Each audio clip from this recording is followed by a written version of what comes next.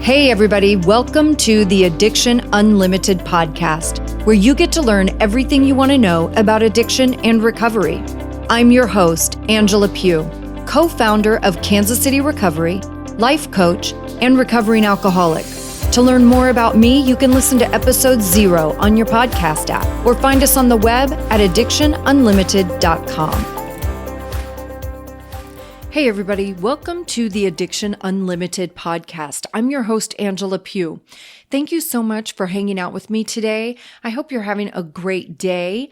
A couple of things to catch up on really quickly. Remember, September is National Recovery Month, and for National Recovery Month, I did a whole month of coaching episodes, just solo episodes, me coaching you to help you in your sobriety. So as September comes to a close in a couple of weeks, we will have another interview episode coming, and I'm super excited about that too.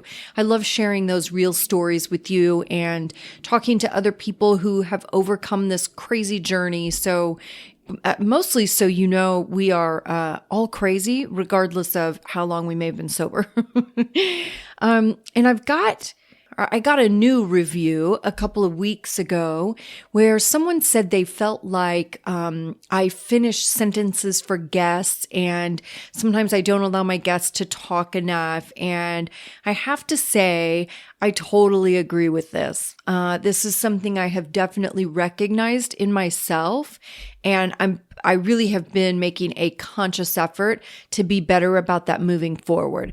I just get so excited when I talk to other addicted people, and I love sharing our time and energy. And sometimes I have to remind myself I need to sit back and listen better. So thank you, T. Delicia. I don't know if I'm saying that right, but for being honest about that. And I appreciate you taking the time to leave a review. And the review was great. It's not even that it was negative. That's just what was said. And I've definitely recognized that in myself. So I'm going to do better about that for sure. We're going to get to today's topic in just a minute. We're going to talk about one of the most common obstacles to overcome in recovery, especially early recovery, and what you can do to improve it, right? So not only what the struggle is, but how to fix it. That's what we're going to talk about today. And I really want you to take action with the stuff that we talk about. You can't create a different life if you sit back and do the same old things day in and day out. You have to do things differently if you want things to be different. Think about that as you go through your day, even on an hourly basis. Like, are there things you want to do differently, but you talk yourself out of it, or you let your anxiety get the best of you and get stuck in that fear and then don't follow through? That's how I lived for so many years, and I really regret it, and at the same time, I still fight that exact issue every single day. So I don't think that the journey is ever finished. I think it's more like it's just an ongoing conversation, right? But first, before we dig into that, I have some travel coming up next week, and it's going to be a blast. I'm super, super excited. I got invited to speak at an addiction conference in Palm Beach. It is probably the biggest addiction treatment conference in the U.S. each year. And it's a conference I've gone to almost every year since the very beginning of my career. So it's super sentimental for me, and it's so much fun to get to go and see my friends and colleagues from across the country, to get caught up on all the cutting edge research and new practices in addiction and recovery. And I'm a super nerd, so I love all of that stuff and learning all that information. And it's also what allows me to be more of service to you. I have to always educate myself and know what's happening in the world of addiction, so that even the products that I offer, not only podcasts and having topics to talk about, but even the products I offer, like at myrecoverytoolbox.com, so I can build better products that I know are helping you. So it just always helps me to be able to be of service to you and to keep myself educated so I have more to share with you. And The really fun thing about this conference too is not only am I speaking for 90 minutes, but they also asked me to do some live podcasting from the exhibit hall. So I'm going to be set up with my equipment and I'll be doing live interviews with random people, literally like whoever comes around. I have no idea what we'll talk about. And I'm just going to go with the flow, just like I do with my regular interviews. And I'll share everything first on Instagram and in the Facebook group, but really a lot on Instagram. I'm going to be posting a lot of Instagram stories and a lot of photographs as I'm going through the conference. So if you don't follow me on Insta, go find me at Addiction Unlimited and follow me there. And join the Facebook group so you can see videos and cool stuff as it happens. And that's at facebook.com/groups/Addiction Unlimited. And of course, I will link those right in the show notes so you can scroll down your show notes right on your podcast app and just touch those links and it'll take you there to handle that stuff. So I'm going to take as much video as I can so I can share the experience with you, and really, you're going to get a little inside look at my crazy life. And I'm going to do a full takeover of my own Instagram feed and just post a ton of pics as I go through my day and share all my industry friends with you. And I can't wait. It's going to be really fun. So go follow me on Instagram at Addiction Unlimited and join the Facebook group because I'm going to do some fun stuff and, maybe some Facebook and Instagram live videos. There's just going to be a lot of action coming up. Now, let's dive in to this great topic today. We're going to talk about this obstacle that I think is probably one of the most challenging things when it's time to get sober. And I know this firsthand that this is one of the biggest issues because it's one of the biggest issues I had too. I was in the same boat. So the thing I want to talk about is being teachable. And I want you to really think about that for a minute because a lot of times we talk about things like this, but we don't really get too into detail about what that means. And being teachable to me is like stop shooting down suggestions. Stop having a problem for every solution.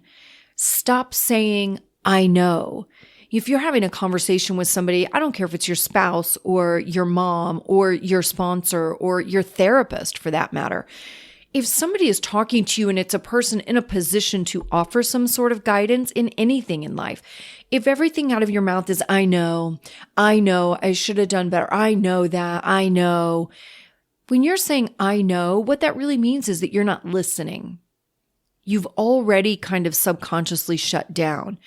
And stop having a problem for every solution.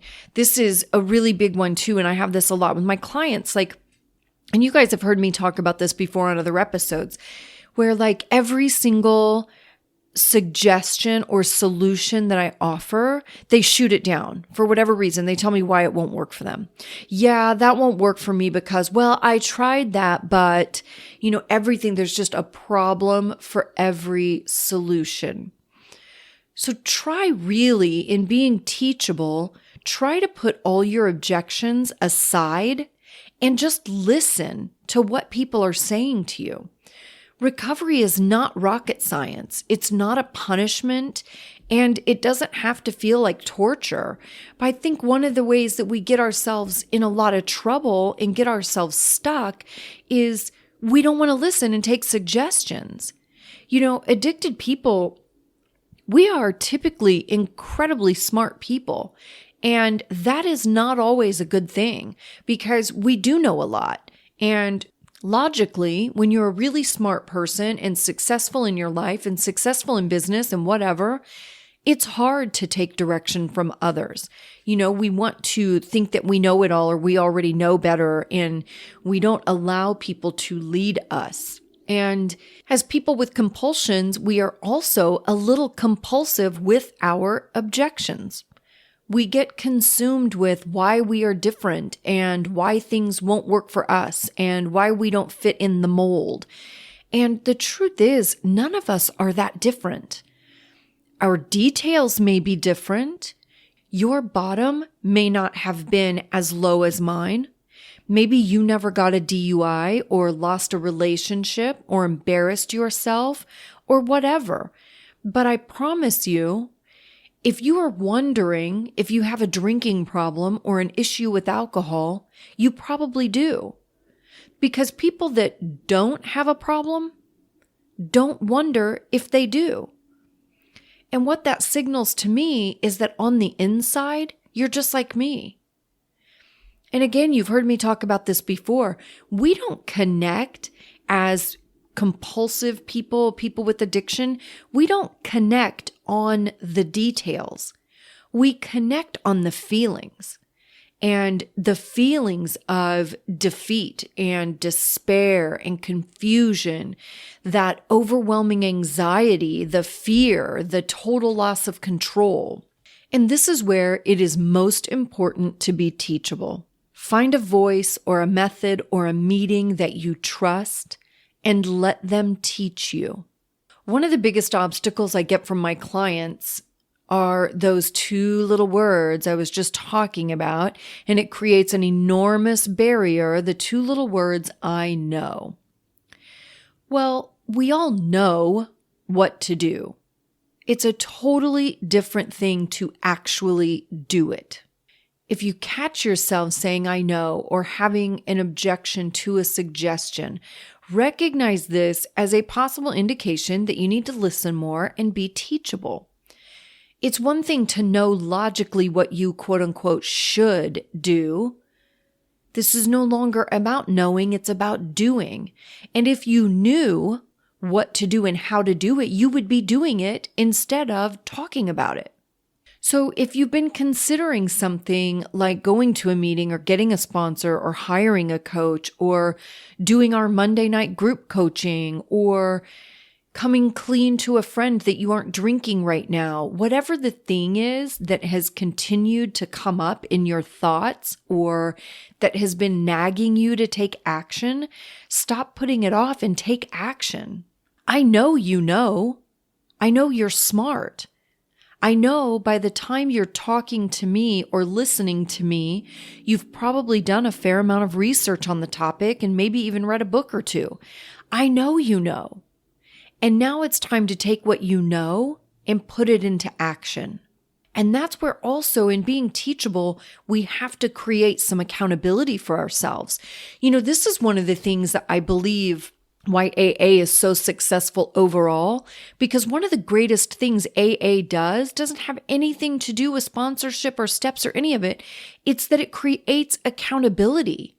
And I think when we are showing up and actually getting in our cars and driving to a place on a daily basis, it creates a different level of dedication and commitment. People know me in those rooms. They expect to see me. And if I don't show up for a while, they're calling me going, hey, what's going on? How are you? Where you been? Let's grab coffee. It creates accountability. And that is so, so, so important. So instead of saying, I know, try saying, I will. Instead of, I know I should go to a meeting, change that to, I will go to a meeting. I know I should tell my mom I'm not drinking right now. Should be, I will tell my mom I'm not drinking right now. Or, I know I shouldn't go meet those friends at that bar. Switch that to, I'm going to skip that outing and do something healthier for my recovery. Or, I know I should throw out that backup wine that I have at my house that I'm saving in the cabinet or in the pantry, whatever. Change that to, I will throw out that booze so I'm not tempting myself and poking the bear. So try swapping those words. Instead of saying, I know, say, I will. And try this in everything, not just about recovery, but in every area of your life. I'm really bad about this because I do so much reading and so much work on myself. And I'm completely addicted to personal development and just being a good person and being happy. That's why I'm addicted to personal development. It's really about my personal comfort and happiness and quality of life. I want to have a very mellow, drama-free life. And if I make good choices and I do the right things for myself and I protect my sobriety, then I get to have that really drama-free, mellow, happy, high quality of life. So even in my addiction to personal development, it's totally selfish. Like a good alcoholic, I'm still doing it for myself, But there's nothing more important in life than being teachable. And I have struggled with this in my life. There are not very many people that I can sit back and allow them to lead me because I'm very alpha myself. And I am so committed to myself and my life and learning about myself and that self-awareness and being introspective. I do those things really well. So for me to take a step back and allow someone to guide me, it has to be somebody that really knows their shit, because I really know my shit and I'm dedicated on a level that most people just aren't. It's not natural or just human nature to have that level of dedication. It's taken me years of practice to get there. But it's hard for me to take guidance or to be led by someone that doesn't have that same thing. So it's a challenge for me too. But also, don't overload yourself with too many voices and sources. What I mean by that is I do this to myself in business. I listen to a million different entrepreneur podcasts and watching different entrepreneurs on YouTube and television, and I try to soak up all the knowledge I possibly can. And what I ran into just maybe like 6 months ago, I was in this trap. What happened was I was getting conflicting information and it started to confuse me, right? Because like one guy says, you suck if you aren't up at 4 a.m. every day. And then, two people recommend using one software for this thing, but another one says to use a different one. And the other person says you've got to work 100 hours a week. And the other person says you can do all of this in only 20 hours a week, right? Like you start to get conflicting information. And what happens when you're really trying to find your way, for me, I want to follow people almost to a T, right? Like I want to do every single thing they say. I'm like, okay, this person got 10,000 followers on Instagram and this is how they did it. So this is exactly how I'm going to do it because that's what I want. And you get conflicting information and it starts to get overwhelming. Then I heard another entrepreneur talk about this and he said, narrow it down to 2 or 3 people. Like you have to find those voices and those sources that you really admire and listen to those people, follow the direction of those people. So I still listen to a lot of different people, right? But when it comes to taking real guidance and creating some action steps for myself, I have 2 to 3 people who I really follow in an action way. I can get inspired from 1,000 people. I can get inspiration and motivation from everybody. So I'll still listen. But when it comes to, again, creating actionable steps for myself, I have to have those 2 or 3 people that I really trust that I can allow to lead me. And part of that too was looking at lifestyle. This is a huge thing too. I don't want to be the guy that travels 350 days a year and never sees my family. So it didn't make sense for me to follow that guy so closely in action because his goals were different than mine. I still love a lot of his philosophies, but I narrowed mine down to a few people that have the same values as me in business and in life. People who want to be authentic and be of service because that's what my life is about. Not just focused on money and fame, right? Like that stuff's cool or whatever, but that's not the stuff that ultimately is going to get you through the day, right? I have to feel good about myself and I want to be led by someone that feels good about themselves too, right? And that are taking actions they are proud of in their day. Like that's what we say about sponsorship. When you choose a sponsor in AA, we say, choose someone who has what you want. And that means in their life, in their quality of life, in their attitude, who has what you want, who's doing life the way you want to do life. And that's what I loved about my sponsor. Number one, he was super smart, right? He knew the program inside and out, and he shared it in a way that was really funny. So he wasn't like super weird, like big book thumper kind of guy, But he knew the book and he knew the principles and the material inside and out. And he shared it in a way that was really funny. Also, he cusses a little bit. He'll drop an F-bomb here and there, which I really love. It just makes me giggle like a little kid.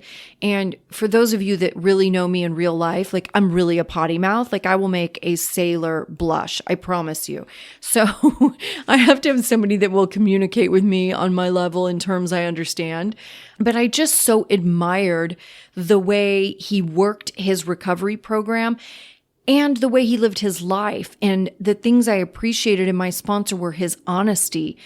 Even when it was embarrassing, even when he did something he wasn't proud of, he always showed up, told on himself, and cleaned up his mess. And I had a lot of admiration for that.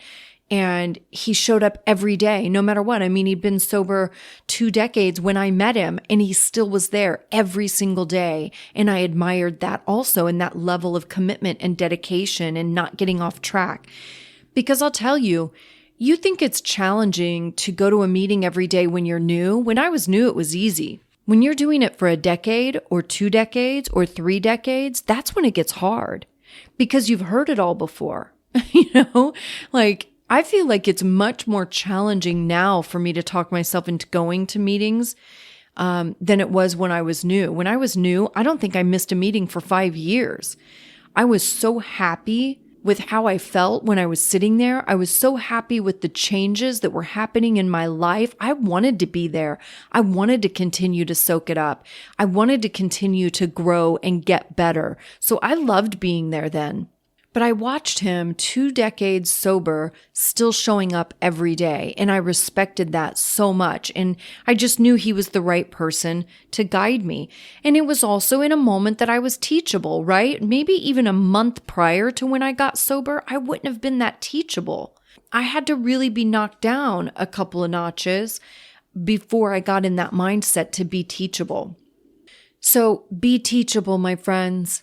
Allow those that have already walked the path to help you figure out your steps on the path. That's all. You don't have to walk exactly the same steps, but follow some guidance of those who know and let them lead you. That's all this is about. And that's all sponsorship is about. If you are going to meetings, don't overthink sponsorship. This person is not your boss. It's just a person that has already accomplished what you're trying to accomplish. It's no different than having a coach in business. I have 3 coaches, you guys, because I have to have somebody teach me, somebody who's already done it, somebody who's farther along, has to show me how to do it. Otherwise, I will waste a ton of time, a ton of money, spinning my wheels, making stupid rookie mistakes, all because I'm not being teachable and letting somebody show me the way, letting somebody say to me, oh my gosh, I totally did that when I was new. Let me tell you how I got around it. Let me tell you the best way to do it. Save yourself some time and heartache. Do it like this, right? That's all it is. It's the same reason we have coaches in professional sports. A sponsor is just a coach. That's all it is. Don't overthink it, right? Now, the whole time that you're kind of going through this, the committee will be kicking and screaming. So be prepared for those objections and the obstacles the committee is going to throw. And remember, the objections will feel totally real and justified. The committee is going to be telling you all the reasons you don't need to follow suggestions. It will tell you you don't need it, whatever it is. It will tell you you don't have time. You'll have to do it later because the phone is ringing. You have 20 emails. Your kids are running around like miniature insane people, and you're trying to get dinner, or it's bath time. You need to send that last email, or you're just too damn tired. Those are all the things the committee is going to tell you. And to a certain extent, all of that is probably true. But if my sponsor told me to read a certain page in the book every single day, then I had to prioritize the time to do that, regardless of what else was happening in my life. I didn't know it at the time, but what he was doing was building my foundation. And I had these rituals, right? I did have a part of the book, it's like 2.5 pages that I read every day. I checked in with him every day, even if it was just for a few minutes, even if he didn't answer the phone. And I remember saying to him one time, I was like, well, I've called you 2 days in a row and you didn't answer the phone. He goes, well, it's not my responsibility to answer the phone. It's your responsibility to call. And he was exactly right. And what he was doing is he was seeing what my level of willingness was.